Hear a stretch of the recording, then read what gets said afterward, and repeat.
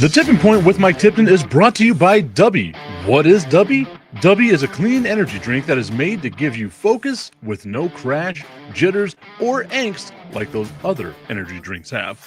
They also have no maltodextrin fillers and don't use artificial dyes. Dubby contains vitamins, amino acids, a nootropic, and 150 milligrams of caffeine.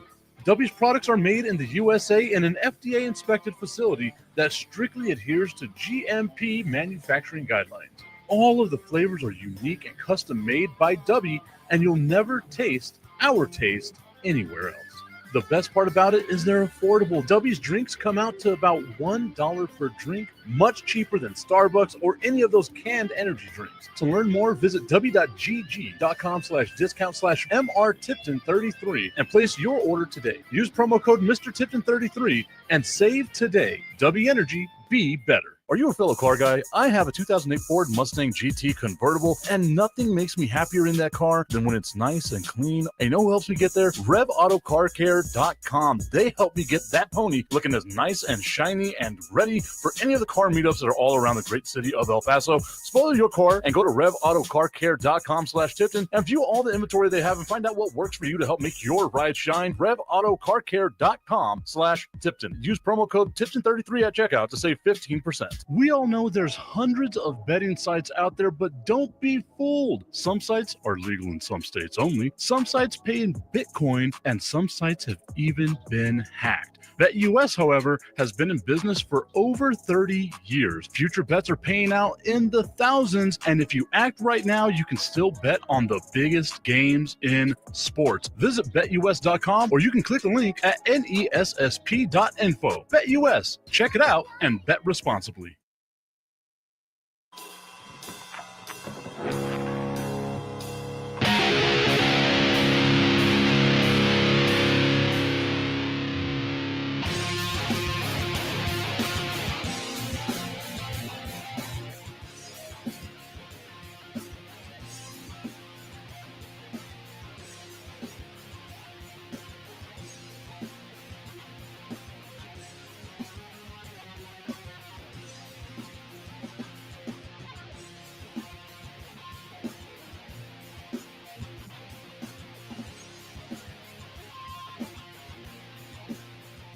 It is the Tipping Point with Mike Tipton. Thank you so much for tuning in to today's show. Another pre-recorded show that we have working for you today here as we are live on X, on YouTube, on Facebook, and of course on Roku via national streaming sports. As I mentioned over the last couple of days, I am going to be in Mexico at this moment, bending the reality of time and space as I am in 3 places at once monitoring this show in Mexico and being a part of the tequila train that is with Cuervo and company, doing a bunch of stuff with them, trying to put up some video. You will be seeing that video next week following the Super Bowl and all that stuff. A little bit later on in today's show, I will be joined by my guy, Danny Hoben, introducing him as a contributor to all the stuff that we do here with the Tipping Point with Mike Tipton, Tipton Broadcasting Sports Network, or Tipton Sports Broadcasting Network. Wow, I messed up the name of my own damn network. Tipton Sports Broadcasting Network, as my guy Danny Hoben joins me here in just a little bit to talk about the upcoming big game. Again, just a couple of days away. The Philadelphia Eagles taking on the Kansas City Chiefs. NFL honors were yesterday. Goes the way that you probably think it's going to go, right? A lot of stuff going on, the NBA trade deadline, all those good things that we will be able to kind of recap a little bit later on throughout the show today. Once again, my dude, Danny Hoben, will be joining me. For those that don't know, especially those, once again, introducing him to the Roku audience and to, new people that might be listening to the Tipping Point for the first time, even those that have listened for a while but haven't really gotten a history on who Danny is. Danny is a former restaurant owner here in El Paso, and one of my good friends. He and I have done plenty of podcasts together. We went to Vegas together to cover the NFL draft. And one of the cool things about Danny is that he is a former draft pick from the Texas Rangers as well. So he knows a lot about baseball, did a lot of baseball coverage with us last year for Danny on the diamond. That was a thing that he was working on, as he's since moved to Arizona and will be our Arizona Diamondbacks correspondent basically throughout the rest of the season. Sorry, got messages here from people. Once again, pre-recording all this stuff to try and just, continue the show to grow, get it out there. I know it's not ideal, but I appreciate y'all who tune in and watch it along with me, because I'm watching with you at this moment. I know it's not ideal, but I just appreciate the love and support from all of y'all who are being a part of what it is that we are doing here with the Tipping Point, with Mike Tipton, with our friends over at Roku. Of course, remember, support the people that support us. Go out and support W Energy, W.GG. Use promo code Mr. Tipton 33. A beautiful shaker that they gave me as well. I've been drinking it almost every day over the last couple of days. I wanted to see. So I started drinking it on Friday. Whenever I did the show on Friday, I felt like I actually had energy. Most of the time, whenever I'm done with these shows, I feel exhausted. It takes a lot for me to get out of my comfort zone as someone who's a super introverted type of person and turn the personality up and do all that stuff. It really does take a lot out of me. So I'm always tired after the show. And since I started drinking W and having W like in my system, I've noticed I've had a lot more energy. I've been able to focus a lot better, especially whenever I do the prep for the show, because sometimes you get scatterbrained trying to get kids ready to school, taking them to school, get back here. I think I got about 20 to 30 minutes before the show starts, so I got to try to build and do all that stuff. It eventually becomes one of those things where it feels just a little overwhelming at times, right? Especially getting to those last moments. W helps out with all that. Helps me with my focus, helps me with having energy whenever the show is over as well. And that's one of the most important things about W, is that it has all that energy without any additional additives. You saw the commercial at the beginning, so I'm not going to go over all the stuff that W has, but I am just a huge proponent of W Energy. And of course, support our friends over with RevAutoCarCare.com. That is RevAutoCarCare.com. Use promo code Tipton33 and save up to 15% on all of your car care needs, and free shipping with orders over $75. Okay, we've got the game of all games coming up this weekend, Sunday, just 2 days away. And we're looking at the Philadelphia Eagles taking on the Kansas City Chiefs.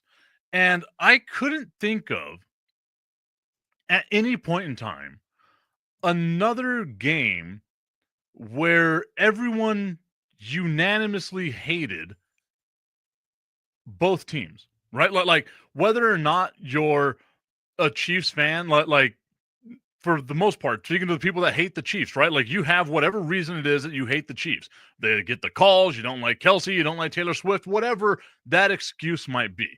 I also feel like that goes for the Philadelphia Eagles as well. Super annoying fan base, entitled fan base for some strange reason. Like it's super weird, right? You don't know if you like the coach. He's got a dumb face. He's a mouth breather. He's doing all those things, right? Like Nick Sirianni looks like the dumbest guy in any room that he walks into, and that can be in any mental institution that he goes to as well, right? But you look at this team, at the Philadelphia Eagles, as I'm currently joined by my guy, Danny Hoben. Thank you, Danny, for joining me here on the Tipping Point with Mike Tipton. I was talking about this. It feels like this is one of the first Super Bowls that we've looked at where we can tell that both teams are just unanimously hated by anyone who's not a fan of those teams. Yeah, for sure. Yeah, I think if our Cowboys were in this situation too, we'd be one of those teams too. You know, it's tough. But yeah, I think both teams for different reasons. I think people hate the Chiefs more than they do the Eagles right now. But overall, yeah, I think both teams are, if you're a fan of those teams, you're die hard. But if you're not, then you hate them. And I think that like that's one of the weird things, right? Is like I feel like the Super Bowl is going to get ratings because it's the Super Bowl, right? People are always going to watch and tune in. But I almost feel like the rest of the world is just like, let's just get this game over with, and then we can move on to whatever next is coming up. Yeah, I mean, their fan bases alone are so large that I think the ratings will be like decent. I think they'll be like pretty good, but it's not one of those matchups that, you know, we've all watched in the past where everyone, even if you don't like football, are going to be tuning in. I'm definitely one of them that's like, I hope the Chiefs lose, and and then we can just move on and just go. Because as a Cowboy fan, you never want to see the Eagles, win. But I'm also not going to have like, I don't want the Chiefs to win. So if I had to pick one of them, I definitely want the Eagles to win, sort of thing. But I am ready to just move on and start over. What's with like for you, right? Because I'm a Texas Tech fan, right? So I love me some Patrick Mahomes.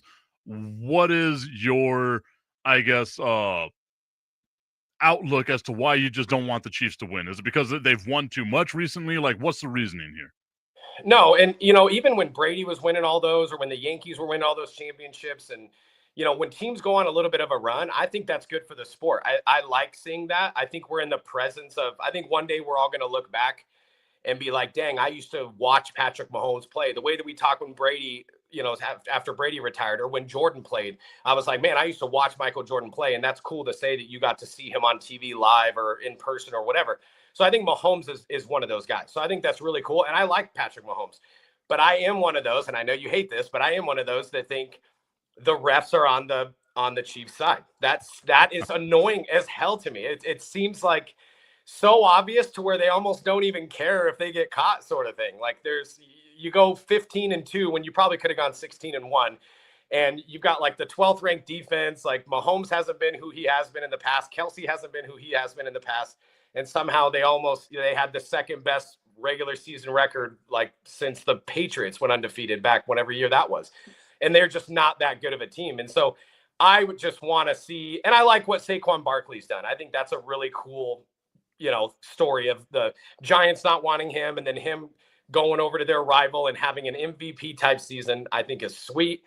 So I'd like to see him win, and Kellen Moore. I love Kellen Moore. So I want to see him have success. Ex-Cowboy, and old Boise State great. So I'd like to see all of those things happen. And I don't want to see I just don't want the Chiefs to win every time they play, like this whole year, as when the playoffs, like when they played Buffalo last week or 2 weeks ago, whatever that was, I was like, oh, Buffalo's going to beat them.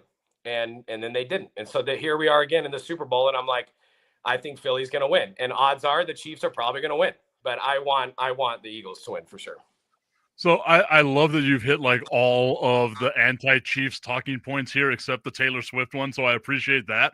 But it's like the whole, the refs are on the Chiefs side, this and that, blah, blah, blah. I would say the Philadelphia Eagles have also been the recipients of some pretty bad calls as well, right? Like some phantom face masks that weren't called against Washington that really would have helped out Washington in that game in the NFC Championship.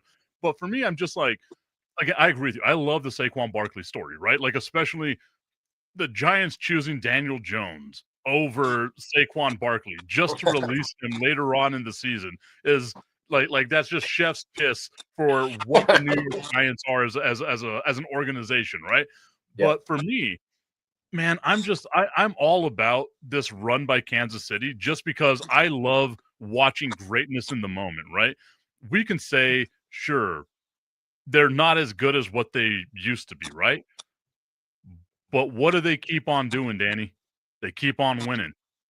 All you got to do is win, right? Like, and you look at the game that they lost. I'm not counting that Denver game because nobody played in that game, right? So outside of that Denver game, with a healthy-ish team, they went down to the wire with Buffalo, who always beats them in the regular season, and then they beat Buffalo in the playoffs the way that they're used to doing all the time, right? They win when it matters. They find a way to win, and sometimes, you got to have some luck on your side, but they're also really damn good. We cannot take that away from them. They're really good. Like, Kelsey doesn't have to be the guy. Mahomes doesn't have to be that guy anymore, right? Like, they can rely on the run game with Kareem Hunt and with Isaiah Pacheco. The defense is, I think, with this match, I think they're the better defense between them and Philadelphia. Like, I know it sounds like they're better. They've faced better teams all season long, and they're just better. Like, think about this.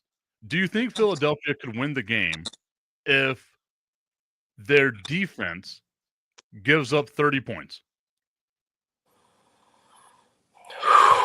No, but I don't think they'll give up 30 points. But no, I don't. If they do, I don't think they'll win. But do you think Kansas City could win if their defense gave up 30 points? Yeah. And there you go, my guy. Like that's the thing, and especially like if it's late in the game, who are you trusting more, Jalen Hurts or Patrick Mahomes? Mahomes. Like that's the thing to me, man. Is like I get it. I'm with you. I get annoyed with a lot of the calls too because it's like Jesus, man. But I feel like that's a thing that just happens in the NFL now all the time, except to benefit it never benefits the Dallas Cowboys. It always benefits every other team but the Dallas Cowboys. That's a different thing to talk about right here. But just looking at the Super Bowl, what do you think is going to be like obviously you want Philadelphia to win. Do you truly believe that Philadelphia is going to win this game? Well, this is how I look at it. 2 years ago when they faced off in the Super Bowl, and I think the Chiefs won, you might have to fact check me on this, but 38-35. I think who's better from then to now? Are the Chiefs 2 years ago better than they are now? I don't think they are. I think they're worse now than they were back then. Do I think the Eagles are better now or back then? I think they're better now. And they only lost by 3. But that one X factor of Chiefs played Buffalo in regular season. Buffalo went 4-0 in the last 4 years. Then they play in the playoffs. Chiefs go 4-0 in the last 4 years in the playoffs. So you're right. They do win when it matters. But if you're looking just off of like a stat sheet, Eagles, number 1 ranked defense, like in the league, and Chiefs are top 10, but they're not number 1. Mahomes I think he had 23 touchdowns and 11 picks. Not typical of Mahomes number. Travis Kelce, second year in a row, not 1,000 yards receiving. They're not the same team. And I know you said that it's not all about just those two guys. They are a well-ran organization, and they've proven that they can win when it matters. So it's not just about those two guys. But I think Saquon's going to go off. I think Jalen Hurts is a better passer than people give him credit for. And I don't know if the refs are messing with the game. I think that the commissioner or whoever's doing this, I think they call the refs and say, hey, guys, people are onto us, so just let them play. And if that's the case, I think the Eagles win. But I think, I think he's like, hey, they're starting to figure us out. Let's just let them play. And if they just let them play, if they go toe-to-toe, I do think the Eagles win. I think their running game is better. I think their defense is phenomenal. And when Kelce and Mahomes are not having the years that they normally have, and then you play the number 1 ranked defense, and then you can run the ball with Saquon, and Jalen Hurts is having a good year, I would take Philadelphia over. And I think Chiefs are favored 1.5, but I still would take Philly. I would say this, though, like we can question and doubt everything that it is that surrounds the Kansas City Chiefs, right? They actually are a better offensive team this year than they were last year. They're a better defensive team this year than they were last year. Unequivocally, they are a better team this year than they were last year. I don't know how we continue to doubt this team. I think it's just at the point right now where people just want to try to nitpick. Like we're tired of watching them win, right? Like that's what it comes down to is we just want to see somebody else, just anybody else. But I also don't feel like we want to see Philadelphia win. Like for me, it better than anybody. I love watching Philadelphia lose more than I like watching the Dallas Cowboys win. So for me, let's just maybe best case scenario for everyone's psyche is an asteroid hits the planet and we all die. And we don't have to see who wins this Super Bowl because it's just a garbage Super Bowl. Yeah. No, I agree with that. But for whatever reason, I've been like this for years. It's just like in baseball. I'm a big Arizona Diamondbacks fan. The Dodgers are amazing. The Padres are great. When the Dodgers went on that run last year, I was kind of wanting them to win so that way the NL West can look as powerful as we really are. Like how long, 2003, 2004, 2005, when it was like the AL East was like the powerhouse. It was Red Sox, Yankees, like I think Rays were really good back then. Like all the AL East was like the conference or the division to beat, and nobody could mess with the AL East. That's how the NL West is in baseball. So anytime that somebody can win in our division, I hate the Eagles. I don't like, I want to see them lose most of the time. But if it makes our division look good, like I'm kind of for that. And if I can see Kelce and Taylor Swift like have a huge fight over this, maybe like at the end, and she's like, you should have, caught that ball in the end zone, and then they fight and break up and we never have to hear about it again, that'd be awesome too. There's your Taylor Swift comment. Yeah. I think you just want that to happen so that way you can be like, now I have a shot with Taylor Swift or Travis Kelce. I don't know. I'd rather date Kelce than Swift, dude. Get out of here. I hate Taylor Swift. No. I don't understand where all the hate comes from. Like, why? Like I get it, she's super, like, music's super annoying, don't get me wrong, but I don't think that's enough to, like, hate on her, like, No, bad things upon her. No, I'm kidding. I don't hate her, and she is. She always gives time for her fans, and I heard her show is phenomenal. But it does at first, even when they first started dating, and they would cut to her, and she was cheering on her dude, and I thought that was cool. I was like, man, this is awesome. But then it started to become like just too much, where it's like instead of showing the Kansas City Chiefs sideline jumping up and down, you're showing her. And I get it. If I was in charge of the NFL, I'd do the same thing, because how many more fans do they have now because of Taylor Swift? I totally get it. It's genius. Like, what? You don't think so? I mean, they lost 2% of their overall ratings this season, so it would go to say. Oh, well, you always have these great stats that I don't ever think of looking up. But I always thought it was like, even if like wives don't want to watch the game, they're like, oh, well, Taylor Swift's boyfriend's team playing, right? Maybe we'll watch. At least that was the theory in my head. But obviously that's not true. Well, and like, I love that, right? Because I kind of felt the same way, especially following last year. I was like, I wonder what the Taylor Swift effect is long-term on the NFL. So now we get season number 2 of it, right? And the fact that the NFL's ratings dropped by 2%, the NFL, which was always untouchable, right? Yeah, like the fact that they dropped by 2%, obviously 2% for what the NFL is like, whatever, guys. Like, we're the NFL, we're gonna be okay. But I also feel like if someone's a fan of somebody, I don't think they would just watch the game in hopes that I get to see them 2 seconds at a time jumping around. You know what I mean? Like Michael Jordan can be at a Cowboys game, and I'm not going to watch just because I think Michael Jordan's going to get on the screen, right? Like, I think it's more supporting Taylor Swift's like boyfriend. Like, oh, we're Chiefs fans because that's the Swifties' boyfriend's team or whatever. I don't think it's like maybe they'll cut to her and then we'll get to see her. I don't necessarily think it's that. I just think that if a woman's sitting at home and she's with her husband and there's an NFL game on and she has to root for somebody, it would be Swift's family's team or whatever. I don't know. I don't know what I'm saying right now. I think the way that it's worked out is like, I know, you know, podcast wise, they've had a lot more downloads on their podcast than what they had, you know, previously to the relationship. I don't know, man. Like, I see Taylor Swift and I get it. Like, I got annoyed by it as well, but I made an effort this year to be like, how many other fans are they showing? And at the Eagles game, they showed Bradley Cooper at least 6 or 7 times. And I'm like, okay, that seems to be on par with what they do with Taylor Swift. How many times do we see at the Cowboys game? Like, obviously, the most famous Cowboys fan out there is Jerry Jones. How many times do we see them just showing Jerry Jones, you know, either yawning, crying, just upset, whatever, the weird old man celebration where he can only move his arm like half an inch at a time? Like, I mean, they show fans of these teams all the time. It's just, I think this is, quote unquote, the most high profile Kansas City Chiefs fan there's ever been. Yeah. No, I agree. And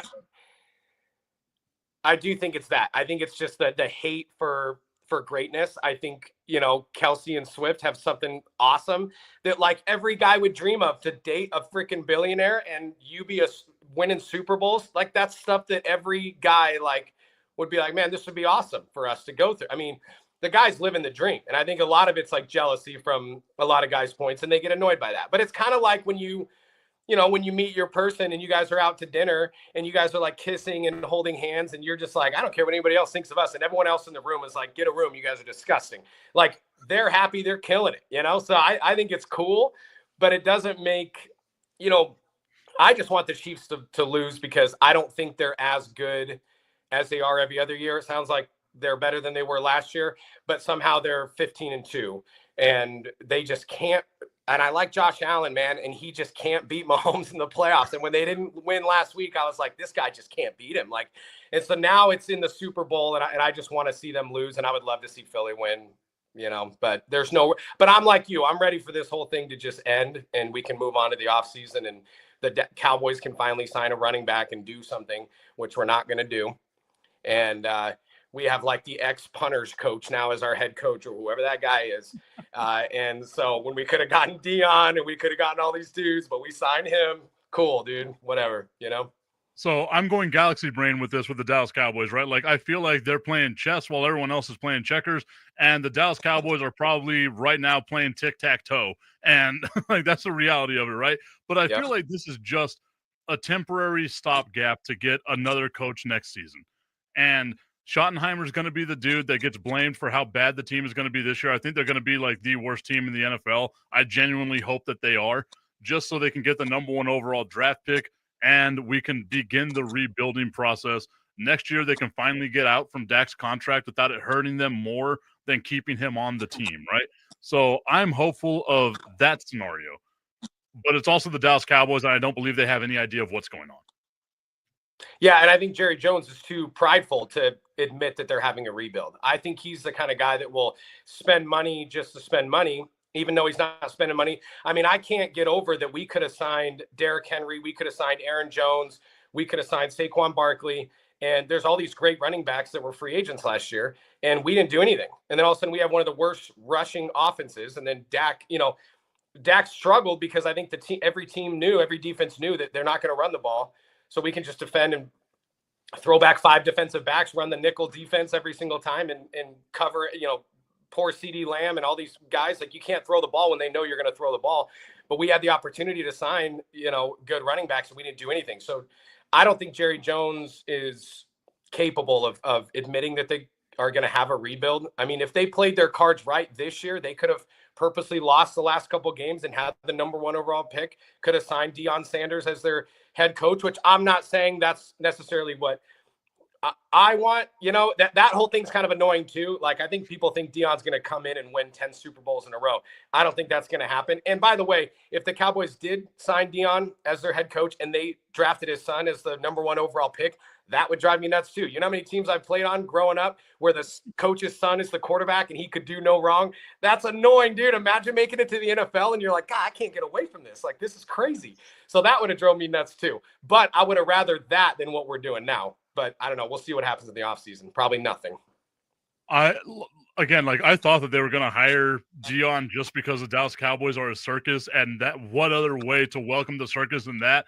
Like, they could have Genty, the running back from Boise State, on the board, and they'll be like, you know who we're going to take? We're going to take Shedeur Sanders. And just all the chaos that would cause. Like, I'm here for it because you know me. I love me some chaos. But I'm just like, I hate that I love this team. I'm so annoyed by them. And like I said, my expectations are rock bottom, man. Like, if they can win negative games, I would choose them to win negative games. Like they go -12 and 24. Like, I feel like that would be their season. Well, and let me tell you how nice. Well, welcome to my world. Okay. Let me tell you how nice it is being a Diamondbacks fan for years. When we were a below 500 team, we always had a decent lineup, but we could never make it to the playoffs because our division's good and we just weren't very good. When you go into a season like I did in 2022 or 2023, whenever that year was that they played Texas in the World Series, I went into that season saying if we could be the 3rd best team in the NL West, that's a win for us. But I don't think that's going to happen. We might finish #5. We might finish #4. 4th best in the NL West. So I went into it thinking we're going to lose. Like, let's see what Corbin Carroll can do. Let's see what all these young guys can do. Get them some reps so the next season we're back in 2020, the following year, like we'll be back ready to go. And then we made it all the way to the playoffs. And then we made it to the World Series. And when you're on that high, when you went into the season thinking you're going to lose a bunch of games, it's the best feeling ever. And there's no stress. When you walk into a season like the Dodgers are right now, or like some of these teams that are supposed to go have amazing records, and then you don't fulfill that, like that stress of how do we not beat this team, or how do we not? So when you're going into the Cowboys off season and then regular season come fall, knowing that we're going to lose a bunch of games, that's a nice stress-free feeling. Every game you win is a win for the organization, and it feels good because you're a bad team. So congratulations, Mike. That is a win. Okay. So we can go into this season thinking we're going to lose, and everything we do is somewhat of a little bit of a win. It's a nice feeling. I've come up with, I want them to win 4 total games, right? You split in your division. So you beat the Eagles, you beat Washington, you beat New York, and then just beat the Raiders because they have the AFC West as their alternate division this year. So you're going to lose to Kansas City. You're going to lose to Denver. You're going to lose to the Chargers. Just beat the Raiders. And I'm a happy guy, right? Like, that's those 4 wins. You'll have a top 5 draft pick, and then we can build from there. But I also have a terrible feeling that they're going to wind up going like 13-4, get the number 1 overall seed, and then losing their first playoff game. Yeah, and then have a bad draft pick the next year. Yeah. Because that's what the Dallas Cowboys do, right? Like they find a way to disappoint us. Like they go out of their way to disappoint us. Yeah, we're opposite of the Kansas City Chiefs, right? Like we do. Well, I guess Kansas City went 15-2, but we kill it. Dak kills it during regular season normally. Like our record is great. Our offense off the charts, and then we make the playoffs first round. We look like the worst team in the NFL. It's frustrating. So I feel like my camera froze. Can you still hear me? I can still hear you. Can you hear me? I can hear you. So let me try to fix something on my camera. I'm going to give you the spotlight here real quick, just so that way I can try to fix my issues here. Can I talk about whatever? Tell us about Another Lost Weekend and all the stuff that you're doing. All right. So Another Lost Weekend is a podcast we've had for 3 years now. We have a great new co-host, actually. A lot of times during this show, I'll try out certain people, and you know, everyone that I know, like I'm in the restaurant business, so everyone's got great personalities. Everybody can talk, but it's different when you get in front of the mic. If people can have that same energy and personality in front of a microphone, when you know a bunch of people are listening versus not, it is different. And some people can take it and run with it, and some can struggle with it. So we have a great new co-host named Alexis that's going to do great. We've got 3 or 4 episodes we've done as a duo already. And we just talk comedy. We talk news. We play games on that show. We play a lot of trivia. I'm a big Bobby Bones show fan, so we get some of the segments from there. And it's just a great podcast to listen to if you're doing laundry at the house or your AirPods in, or if you're driving to work. We try to keep them at like an hour or 2. Sometimes they're like Joe Rogan length, 3.5 hours are too long. But let me talk about this, okay, real quick. Oh, you're back. Mike, we have to talk about, and I know you've already mentioned a couple things about this, but can we segue a bit? We didn't even talk about this before the show, but I need to get something off my chest. The worst trade in NBA history. I don't get it. There has to be beef behind the scenes that we don't know about. There's got to be something going on. And that whole Michael Finley thing, when he took the beer from Luka last year when they were going to the finals, now hits way different. Like, it's just a crazy, what are we doing? I thought Jerry Jones for a second took over the Mavs. I'm like, why are we trading a 25-year-old, 5-time first NBA first team all NBA? Like, why are we trading this guy while he's in the middle of his prime? The guy just paid $15 million for a house 3 weeks ago in Dallas. And he can't sign that super max with his team that cost him like $116 million if he gets the max deal with the Lakers, which he will get. So I just picture ownership, or maybe it was Nico, I don't know, but Nico and Luka having a disagreement. And Luka's like, what are you going to do, bro? Like, I'm the face of this franchise. He's like, oh, you don't think I'll screw you over? Watch this. And then he buys a $50 million house, costs him $116 million, which Luka might make up in endorsements just being in LA and having tons more opportunities to do stuff there because of all the celebrities in Hollywood and all that stuff. So I'm sure he'll be fine. Plus the no state tax in Texas costs Luka how much money? I mean, I love sports and I'm passionate about sports, but not to the point where I'm like on the verge of tears. Like if I watched a team play, like my Diamondbacks make it to the World Series and they lose in a walk-off home run in Game 7, I wouldn't cry over that. But when Luka got traded from the Mavs to the Lakers, I started to choke up. And there was Alexis was in the room with me, and I thought, don't cry in front of a chick, dude. Like, it's not that big of a deal. But I was so shocked by this. Oh my gosh. Okay, go ahead, Mike. I want your thoughts on this whole thing. I love just the image of you trying to like record your show, holding back tears without Alexa like being like, what the hell is going on here, dude? Like, I've got to know the details. Like, how much was there to drink whenever you saw this? Because that would be I guess if the Spurs traded Wembanyama, I think I'd be the same way, right? But I'm just sitting like, I imagine what her experience through this had to be. You guys are doing a show, you're having a good old time, you look at your phone, and the next thing you see is just like, so Alexis, tell me a little bit about how much that you're, you know what I mean? Like that's what I figure was happening with you. As far as this trade goes, like I want to play devil's advocate here. Okay. I agree. Like there has to be something there. And we're all on the assumption that it's from the Dallas Mavericks, right? Like they come out, they cost him like you said, adding the house, adding what he's losing for the Supermax and all that, they cost him effectively $130 million.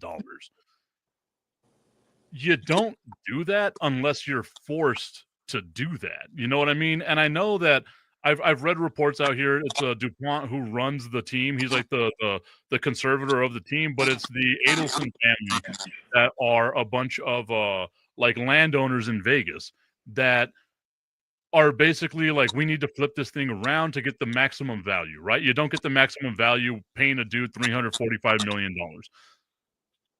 But I feel like Luka might have forced his hand here. What if Luka was the one that said, I want out? Because the way this trade happened so fast leads me to believe that it was going to be this way. Like Luka had to have like forced his way out, because no team gives up a guy like that for what they got in return. And like, I like Anthony Davis. I think it makes them better short term, but it doesn't make them better long term. And if you own a franchise, you run a franchise, you're looking for the long term, not for the now. Yeah, I agree. But even if Luka was, and there was a source that came out that said that Luka was completely shocked and that he like burst out into tears, he cried over this. So I know you're playing devil's advocate, but I don't think that he knew anything about it, because why else would you buy a $15 million home 3 weeks ago and then demand a trade? Or maybe he demanded this trade hypothetically a month ago or 2 months ago and said, hey, I want out. But then why go buy a house? Like, I think that, and Nico even said himself, he said, man, this was 100% my decision. He goes, Jay Kidd didn't even know about it. Jason Kidd looked like he was going to cry, dude. Like, he was just like, and then they asked him, hey, what did you think of that? He was like, it was shocking, but we just got to push forward. That's what I say if I was to get like fired from a job. I'd be like, dude, that's shocking, but we just got to muscle through it. Like, that's the answer you give when you don't agree with what just happened, but you don't want to crap all over your GM who's sitting right next to you in front of millions of people. So I don't think he knew anything about it. I think either Nico's the GM's that crazy that I know he said defense wins championships. Anthony Davis, obviously a great defender compared to Luka. But like you said, long term, no, dude, like this is a bad move. And if you ever go through Instagram and Facebook and look at just all the comments, like from all these Maverick fans that are just beside themselves, I would say 1 out of 10, like ESPN anchors will come out and say, you know what, defense does win championships, and I'm kind of for this move. The other 9, like Rich Eisen went live on Instagram the moment it happened and was like, what? Like Patrick Mahomes, all these big time athletes tweet like, wait, what? Like, what just happened? I mean, to me, it's like, it would be like if the Chiefs, and you're going to be like, no, I don't think it's like that. But it's like if the Chiefs, like 3 years ago, traded Pat Mahomes for like a Dak Prescott. Like, I agree. It's the exact same thing. Like Anthony Davis, a little older than Luka, but I still feel like a guy his size can be effective, into his late 30s, right? So he's 31. He's going to be 32, I think, in March or later on this month, one of those two. But I look at everything, and I'm just sitting here like, it doesn't seem like a smart. Like, I feel like you could have gotten more out of the Lakers. You get Anthony Davis, you get a guy named Max Christie that no one's heard of, and one first-round draft pick, where Rudy Gobert, whenever he goes to Minnesota, was worth 5 first-round draft picks. Luka Doncic is so much better than Rudy Gobert, right? Like, he's not the defensive player that Rudy Gobert is, but Rudy Gobert could only dream of being the offensive weapon that Luka Doncic is, right? Yeah. And for me, like I said, if I'm the Lakers and I get that trade, I'm taking that trade all the time. There's a handful of teams I don't think takes the trade, because it would be San Antonio with Wemby, it would be Milwaukee with Giannis, and maybe Denver with Jokic, right? Everyone else is taking that trade. Doesn't matter who your star player is, you're taking that trade. So for LA, like, I look at it as it's something to build the future with. For right now, though, I think it hurts them because they're already the worst defensive team in the NBA. Yeah. LeBron and Luka are basically the same guy. So one of them is going to be a little less effective because they need the ball in their hands. Correct. So for me, like, I've got to see how this game goes in the future, but I feel like the Lakers are going to wind up having the better end of this deal. And I can't wait until February 25th, whenever these two teams face off against each other. Hey, is that game in Dallas or LA? That game is in LA. Damn, I wish it was in Dallas. Now you got me double thinking. I think it was in LA. Yeah. Well, regardless, as the GM, and you have to show that you're building revenue, you're building ticket sales with some of the moves that you're making. I would love to know the $130 million that you didn't want to spend on Luka. How much money are you going to lose? Like we would have to look over the last 2 years in ticket sales, how much they made in the playoffs going all the way to the finals, like how much money you made in the last 2 years versus these next 2 years. Like I'm not good enough with how much money all these teams make and all that stuff. I think it's a lot more than what we think. But how much money they're going to lose based off of people not wanting to go to the games, people not tuning into the games, them not going to the playoffs possibly. You're already in the West where every team's freaking good. And now you make a move like this to where, to me, Dallas could, maybe not this year or whatever, but like for the next 2 or 3 years could miss the playoffs because the West is so good. And how much money do they bring in by just making it to the first round or the second round of the playoffs versus now not going? How much revenue is that going to cost you? That's number one. Number two is Luka. Imagine being him. I brought my team to the finals last year.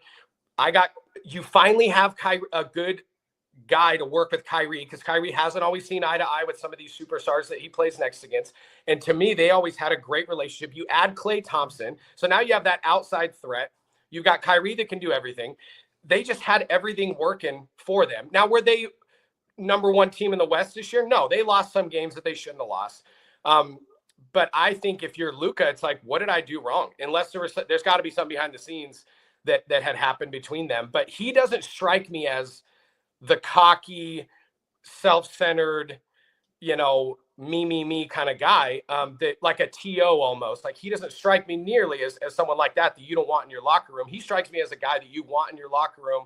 Plus he wins. Plus he's young. 5-time All-NBA team, and he's only 25 years old. I would love to know what Luka's thinking right now. He's got to be devastated. And that's the thing, right? Like even this year, I think the Mavericks are like in 7th place or something like that in the West. Last year they were the 5th place team, right? So like I think they were basically as good as what they were last year, and they could have probably been better with Luka, because we also have to remember Luka hasn't played a game since Christmas, and he's played a limited amount of games this year because of various injuries and stuff like that. That's going to happen. If you're going to say that we're trading Luka Doncic for Anthony Davis because Luka Doncic is not available all the time, well, hell, neither is Anthony Davis, right? Like the dude was born hurt. Like I said on the show the other day, he got spanked and he wound up on the DL. Like that was the thing that happened with Anthony Davis. Like legitimately, you can look at his biography. I'm making that up, but like I don't understand the trade, because again, like you're giving up on the future. What I will say about this, because you were talking about lost revenue and things of that nature, is in sports with franchises like that, because these owners own so much other entities that are out there. Whenever you have a sports franchise that loses money, kind of like what Donald Sterling did with the LA Clippers, kind of like what Jeffrey Loria did with the Miami Marlins and stuff like that. When you have an asset that's losing money, you get tax breaks and tax kickbacks. So that would be the only selling point here for the Adelson family. And since they are known as basically slumlords in Vegas, like that's where they got a lot of their money from, it wouldn't be surprising to me of being like, oh, well, look, we're sinking money into this franchise, but they're not winning. So now, since they're losing money for us, we get these kickbacks and all these other things like that. So it wouldn't be super surprising for that to be their reasoning, because they're like a family that whenever they bought the team admitted that they know nothing about basketball. Yeah. So obviously they don't have the best interests of the Dallas Mavericks in mind. They have what's best for business in mind. And I feel like that's the mindset that they want to go with right now. We all know Mark Cuban would have never let this happen if he was still the majority owner of the team. But if I'm a Dallas Mavericks fan right now, I am hating life. Like I am genuinely hating my life right now. I didn't know. Are you a Mavericks fan? Yeah. And ever since I moved to Texas, I started really following the Cowboys and the Mavericks both. But when they got Luka, I mean, I even liked when it was Nash and Dirk, back in the day. I never hated the Mavericks, but I wasn't like a huge fan of theirs. I was more a Phoenix Suns fan. But yeah, like last 8 years or so, like I've been a pretty big Mavericks fan. And then they got Luka. He's my favorite player in the NBA. So yeah, I'm devastated by this. And I think I read this on Bleacher Report, but maybe I'm wrong. But I think Anthony Davis is out for a week with an abdominal strain. Did you see that? Yeah, I mean, so he got hurt the end of last week, but the abdominal strain, like obviously he's going to be hurt. I know that people are going to push back on what I said about him being injured. I think last year he played 60 games, or it might have been 70 games. So like he's been a little healthier and a little more available the last couple of years. It's not a good look whenever you trade a guy that's hurt for a guy that's hurt, and then say, well, the guy that's hurt that we just traded away, we don't know if we could trust him to be on the court. You know what I mean? I feel like they put Anthony Davis in a lose-lose situation, and I've spoken to Mavs fans about this all the time, and it's like they have to win multiple championships to get this taste out of their mouth, and it's just not going to happen. Yeah, and how much pressure does that put on Anthony Davis and Kyrie? Like, they are in an all there. This GM Nico, he's all in with this move, and it's like this is the kind of move that can get you fired. Like if they don't make the playoffs this year and they fall to like number 11 in the West or whatever, and they don't make the playoffs, like this is a move that can get you fired because. And imagine being Anthony Davis, like, dang, you guys traded me for one of the best players maybe to ever play in the NBA. And Luka Doncic, time will tell what he can do for the rest of his career. But as we are right now, he's one of the best that's ever played up to 25 years old. And how much pressure does that put on Anthony Davis? Anthony Davis doesn't have, and I've said this for years about him, he's a God-given talent, 7-footer that can shoot, that has decent handles, great defender. I mean, he's been great since he was at Kentucky. I mean, he's been great his whole life. He is one of those generational talents, but he doesn't have that blood, sweat, and tears like win or he like win at all costs. He doesn't have that motivation that Jordan and Kobe and some of these greats had. He's kind of one of those guys that's like, hey, if they win, like when Paul George last year, when they got kicked out of the playoffs and the very next day he was already in Mexico, like partying on a boat. Like he was just ready to have the season end. Anthony Davis kind of seems like that kind of guy. Amazing talent, but doesn't have that grind that you need to win multiple championships. So how much pressure does that put on him? Maybe he doesn't care, but again, you're as the GM, you're putting a lot of pressure on Jason Kidd. You're putting a lot of pressure on Anthony Davis and Kyrie to make this move work for you. Like, hey guys, please win or else I'm out. And that's also the thing too. I saw a thing the other day where they're like, man, this seems really fishy because the relationship between Nico Harrison and Rob Pelinka in LA. For those that don't know, Nico Harrison was with Nike whenever he was able to convince Kobe Bryant to go over to Nike, start selling his shoes over there, and developed a great relationship with Rob Pelinka, who was Kobe Bryant's agent, right? So it almost feels like he could be like that sleeper agent that's like, oh, okay, we'll give you Luka for basically nothing. Like Luka could have gotten so much more. Yeah. We'll give you Luka. So now the Lakers are going to be better. And maybe, just maybe, you guys hire me as some sort of guy. I can be back with the Lakers. I can do some other stuff like that. That right there, I was talking about it on the show on Wednesday, right? Like, I'm all about a good conspiracy theory. That right there is a great conspiracy theory for me, man. And if that ends up happening, everyone's going to be like, you sly dog. Like that. Oh, yeah. Well, I mean, look at it. What was it last year? The Doc Rivers hiring, like where he gets his friend fired and then just takes over his job. Yeah. Like, oh man, I didn't know this was going to happen as I was causing a mutiny. Like it's like, oh, okay. I am here for all the chaos, man. Give me the chaos and I'm a happy guy. Yeah, I agree. And this is what sells, right? Like this, I mean, the NBA, people that don't even watch the NBA is like, hey, didn't that Luka guy just get traded? And it's like causing this huge ups. Like this is, I guess, at some point great to get people to look at the NBA because the first game that Luka plays in the Laker uniform, everyone's going to be watching. And the first Mavericks game with Anthony Davis, everyone's going to be watching. And if they lose, it's going to be like, oh, if you had Luka, you would have won. Like there's going to be a lot more people tuning in. This is great publicity for the game. But just a horrible move for a team. But there's a part of me that really thinks that Luka's not going to be available for that game on February 25th. And how funny would that be? We all get our hopes up to watch what that game is. But interesting enough, the third to last game of the season, April 9th, the LA Lakers in Dallas to take on the Dallas Mavericks. And that game right there is going to have playoff seeding implications. I can guarantee it with the NBA and the way they work. There's going to be some playoff implications on that game. That's going to feel like a finals game. I mean, there's going to be how many fans are going to be cheering on? I mean, look at what happened to Klay Thompson when he went back to Golden State, his first game. They had a whole tribute, like fans were rooting for him. He's playing for the other team. Imagine what Luka's going to go through when he didn't want to get traded. Klay chose to sign with another team. Like Luka got traded against, on my opinion, against his will. Like he did not want to leave. And now he's going to come back to Dallas in a Laker uniform. Dude, I hope Luka averages 45 points a game for the rest of the season. And I hope he brings the Lakers I don't like the Lakers, but I hope they win the championship this year just to shove it in Nico's face. And yeah, that's my hope. I love the memes where it shows like the fat guy going into like a hospital and then he comes out just super ripped and they're like, this is going to be Luka in April. Like he's just going to be super ripped and in shape. And like he becomes like the best defensive player in the NBA along with being the best offensive player in the NBA.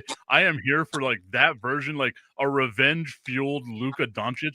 I'm all about it, man. Let's go. Honestly, you know what? And we might look back in 10 years and be like, that was the little push that an already great player needed. Like, imagine if Luka was a good defender and he did take his conditioning serious, how much better would he already be? Like, so maybe this is the push he needed. It might be a blessing in disguise for his career. I don't know. But that's a great point. I hope he does too. If I was him, I'd be pissed and I'd be in the gym and I would figure out what I got to do to get into the shape that everybody says that I'm not in. And yeah, I would go hard if I was him. And the funny thing about this is that it overshadowed another trade that happened over the weekend in the NBA with De'Aaron Fox going over to San Antonio with the Spurs. I say it as a Spurs fan, and they're the team that always gives me the most optimism because they're such a well-ran franchise, right?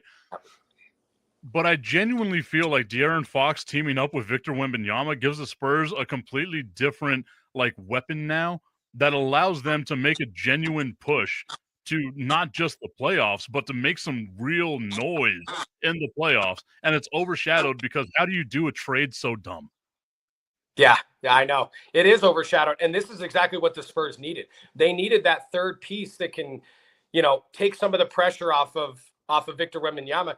So I think this is great for the Spurs. And I think you're exactly right. I think they give a push now to not only make the playoffs, but to actually make some, like you said, make some noise in the playoffs because the Spurs already best ran organization in the NBA.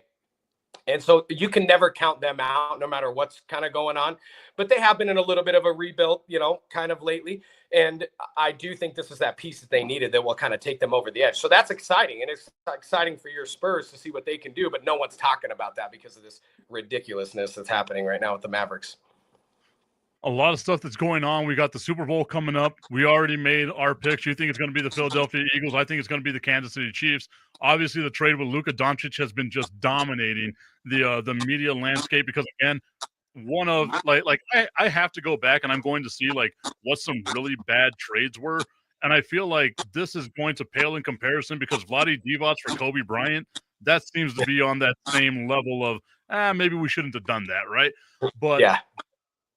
I'm just so interested to see like how the rest of this NBA season plays out. But we've got something that's going to be coming up in just a couple of weeks now, like spring training right around the corner with Major League Baseball. You're a big old baseball guy. We're going to try to relaunching Danny on the Diamond as we try to continue our relationship with the Arizona Diamondbacks and all the cool stuff that they've got over there. Tell me a little bit about what you're expecting with the baseball season this year. Shohei Ohtani going to do amazing things, and he might actually start pitching again. Yeah, and if he does start pitching, I don't know a better starting five than the Los Angeles Dodgers. I don't think there's ever been one. The Dodgers are obviously like, if they don't win and even sweep in the World Series, or at least win in Game 5, it would probably be somewhat of a disappointment for them. But yeah, they've just got this, and they've figured out this loophole. I mean, I know it's all about the Dodgers. It pretty much always is. But they've figured out this loophole of deferring a lot of money and bringing in, these guys from Japan that can just, they're the ones that figured out, and everyone's pissed about it. And me being a Diamondbacks fan, like, yeah, that sucks. But am I mad at them? Like, are they cheating? No, they're not cheating. They just figured out something that none of us figured out and that some teams aren't willing to do and maybe financially can't do. Like the Dodgers are one of like a handful of teams in any sport that can afford to pay somebody $640 million when he's retired, which is what's going to happen to Shohei Ohtani. So they're one of the teams that can afford to do that. Not every team can do that. Most teams cannot. But I think the Dodgers probably going to win the World Series this year. Diamondbacks made some great moves in signing Corbin Burns in an already established, starting five with Merrill Kelly and Zach Gallen. And even Eduardo Rodriguez, if he can have a better year than he did last year, if he doesn't get hurt. And then even Brandon Pfaadt. I mean, Brandon Pfaadt right now, I think, is slotted to be their number 5 starter, but you still have Jordan Montgomery, who had an awful year last year. But we all know that what he's done in the past. And so it might have just been an off year for him. And he might have been a little bothered with Boris messing up his deal and him only getting that 1 year, $25 million with an option for the second year or whatever. He was probably pissed about that. And that might have messed with him a little bit with his confidence or whatever going out there. But if he even has a decent year, even if he runs like a 4.25 ERA this year, wins 10, 11 games, I think that's a win for him and the Diamondbacks. And again, us having 6 well-established starters, I think is great, because how many times do all 5 guys start all 32 games that they're supposed to be in? Like, that never happens. So we can always use something. Plus Corbin Carroll, he's past the sophomore slump. He struggled last year. But I think, Ketel Marte is one of those guys too, that he's been arguably top 3 second baseman in Major League Baseball for the last 3 or 4 years. He's finally getting the credit that he deserves. Kind of like when Paul Goldschmidt was our first baseman for so many years. Someone's at my door. Oh no. Do I answer it? I think you should. We're gonna go with Danny. I'll let you out of the thing real quick. Oh, there it is. He opens his door. We see what happens. We'll see what happens with Danny, hopefully within the next couple of minutes, as we continue here with the Tipping Point with Mike Tipton. Remember, we are currently pre-recorded right now. This is our Friday show. We'll be back on Monday as we break down everything going on with the Super Bowl. Danny, we got about 3.5 minutes left here on the show.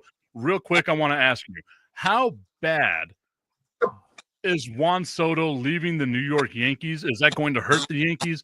And how much better does that make the Mets? I think that hurts the Yankees. But they're also one of those teams that they've got enough money and enough, good decision-making and Brian Cashman that they will figure out a way to win. So I think they'll be fine. But I do think that this kind of hurts Juan Soto's legacy. I mean, he's always going to be – it's kind of like when Robinson Cano went to the Mariners, everyone kind of forgot about him. Like, he went after the money and he got paid and he had a good career. But if he would have stayed with the Yankees, like, look at what Derek Jeter's done. Look at what some of these guys – I mean, the fact that I know Paul O'Neill's name 20 years after he was done playing, just because he played for the Yankees, I mean, I think says a lot. So I think that even if the Yankees didn't offer Juan Soto as much as the Mets, I think Juan Soto should have signed with the Yankees, and we could have all saw what him and Judge could have done over the next, 5, 6, 7 years. I think that would have been awesome. So I think this hurts Juan Soto's legacy. I think the Mets are just one of those teams that they're kind of like a version of the Cowboys. They're not afraid to win money. Or to spend money. They're not afraid to make big decisions. They sign. I mean, how many years have the Mets had like an amazing lineup and they make these big splashes and these big moves, but they just can't figure out how to win? I mean, last year they got on a decent run, but them, not wanting to sign Pete Alonso or whatever's going on there. I'm not a huge Alonso guy, but I do think he's good. So I do think this does a lot for the Mets. But again, if I was a betting man, I don't have them finishing, which I am a betting man, by the way.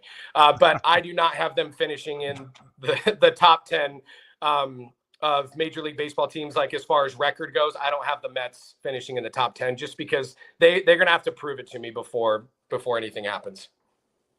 That's my guy, Danny Hoben. You can catch him on his podcast, Another Lost Weekend. You can get that anywhere you get your podcast. He's going to be helping us out here throughout the years. We debut our Danny on the Diamond segment, as well as we're trying to continue our relationship with Tipton Sports Broadcasting Network and the Arizona Diamondbacks. Everyone, I want to say thank you so much for tuning into the episodes this week. Obviously, I know a little bit of a wrench as I'm currently in Mexico right now on a tequila train, having a better time than you as you're watching this show, and I'm bending the perception of time and space. Danny, thank you so much for being a part of today's show. I know you got to be super jealous about not being in Mexico drinking tequila with me. Yeah, I missed my invite, but I guess I got to check my spam mail. Thanks a lot, man. Oh, no, I sent it via Pony Express. You'll get it in April. Thanks for having me, dude. No worries, Danny. Thank you so much, everyone. We'll see you all next